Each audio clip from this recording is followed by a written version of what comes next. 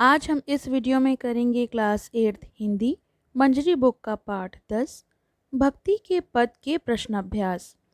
इस पाठ की व्याख्या का लिंक आपको डिस्क्रिप्शन में मिल जाएगा, तो आप वहां से देख सकते हैं। चलिए इस पाठ के प्रश्नाभ्यास शुरू करते हैं। कुछ करने को, इसमें दिए गए प्रश्नों को विद्यार्थी को स्वयं करना है। अब आते हैं कविता से। इसमें दिया गया हुआ है प्रश्न 1, मीरा प्रभु से क्या प्रार्थना कर रही हैं? तो इसका उत्तर है, मीरा प्रभु से प्रार्थना कर रही हैं कि वे उन्हें उनकी दासी बना लें, ताकि मीरा प्रभु की सेवा कर सकें और उनके निकट रह सकें।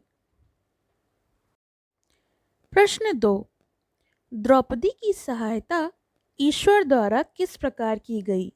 तो इसका उत्तर है, ईश्वर ने साड़ी को बढ़ाकर द्रौपदी की सहायता की। जब उनका चीरहरण हो रहा था तो प्रभु ने उनकी साड़ी को बढ़ाकर उनकी सहायता की थी।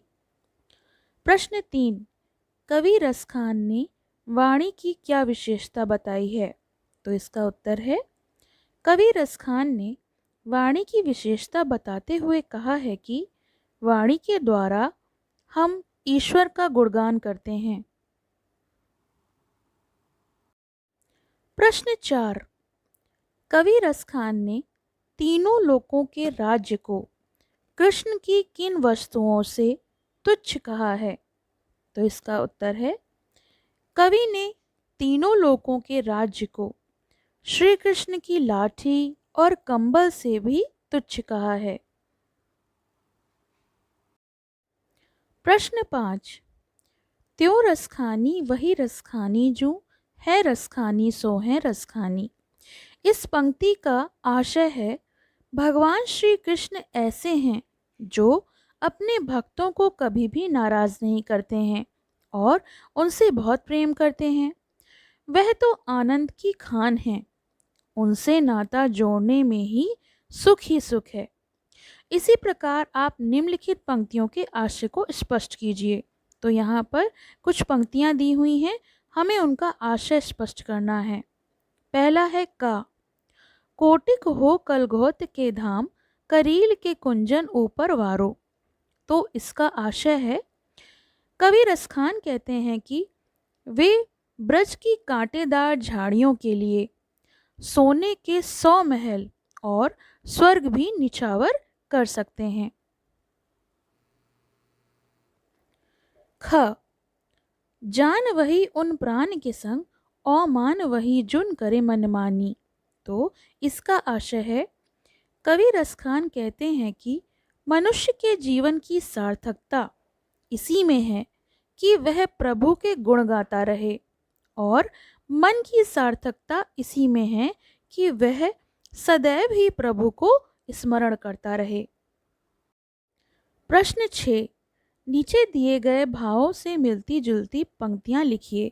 तो यहाँ पर 2 भाव दिए गए हैं, हमें उनकी पंक्ति बनानी है कि ये किस पंक्ति का आशय है।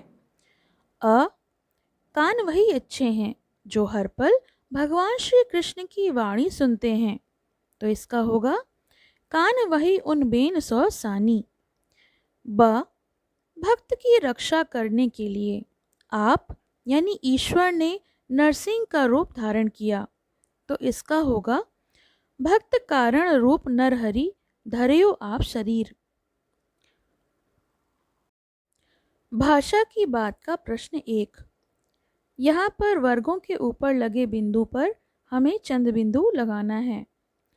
तो यहाँ कुछ शब्द दिए हैं जिन पे हमें चंद बिंदु रख के उन्हें सही करना है, जैसे आँख, गाँव, मुँह, पाँच, गंगा, गंदा, कंपन, चंचल। चलिए अगला प्रश्न देखते हैं। प्रश्न 2, पढ़िए, समझिए और कुछ अन्य शब्द लिखिए। तो आपको इन शब्दों को पढ़ना है। प्रश्न 3, दिए गए शब्दों के मानक रूप लिखिए। तो यहाँ पर हमको सही रूप में इनको लिखना है, जैसे कि शरीर का होगा शरीर, लाज का लज्जा, प्राण का प्राण, आपनो अपना, गुण का गुण। भाषा की बात का अंतिम प्रश्न, प्रश्न 4। ब्रज भाषा के शब्द जैसे बेन, सानी, गात, उही, करे, अरु को खड़ी बोली हिंदी रूप में लिखिए। तो बेन का अर्थ होता है वाणी, सानी का अर्थ होता है सुनना, गात का अर्थ होता है शरीर, उही यानी उनकी, करें यानी करना, अरु यानी और। तो ये तो हो गया इस प्रश्न के प्रश्न अभ्यास। तो ये तो हो गया इस पाठ के प्रश्न अभ्यास। आपको कैसे लगे ये कमेंट सेक्शन में लिख के ज़रूर बताइए। साथ ही साथ आपको अगर किसी पाठ के प्रश्न अभ्यास चाहिए तो वो आप मुझे बता सकते हैं, मैं उस वीडियो को जल्द से जल्द अपलोड कर दूंगी। और अभी तक आपने मेरे चैनल को सब्सक्राइब नहीं किया है तो please subscribe my channel and press the bell icon, जिससे कि आपको आने वाले वीडियोस के अपडेट्स मिलते रहें। धन्यवाद। पसंद आया हो तो लाइक करें, शेयर करें और चैनल को सब्सक्राइब करें।